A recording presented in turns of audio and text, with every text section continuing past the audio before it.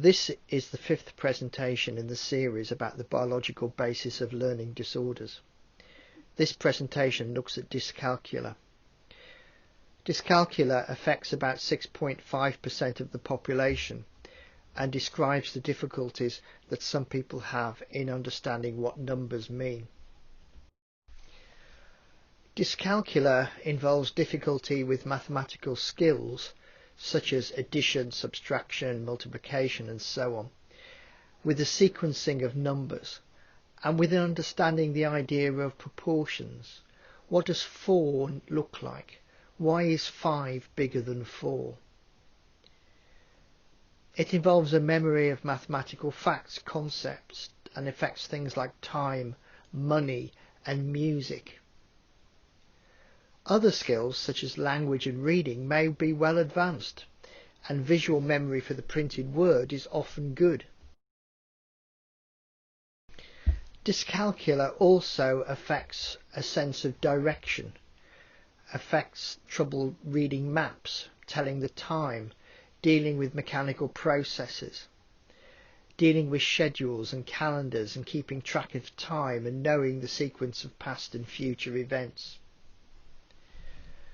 There tends to be a correlation with dyslexia of about 40% and about 11% correlation with ADHD.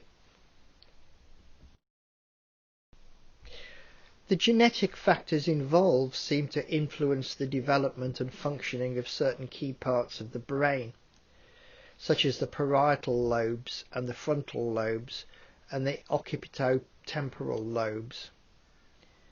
This in turn affects the kind of mathematical processing that goes on within and between those regions, which eventually manifests itself as the characteristics of dyscalculia.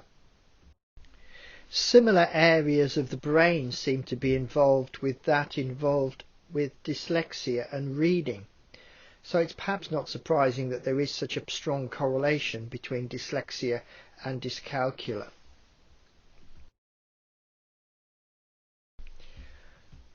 Studies using the TEDS twin study suggest that the heritability for dyscalculia is around about 0.61, which gives a strong indication that genetic factors are involved with interacting in the environment to explain the differences between the twins in these studies. It appears to be independently transmitted in those families in which it is comorbid with ADHD.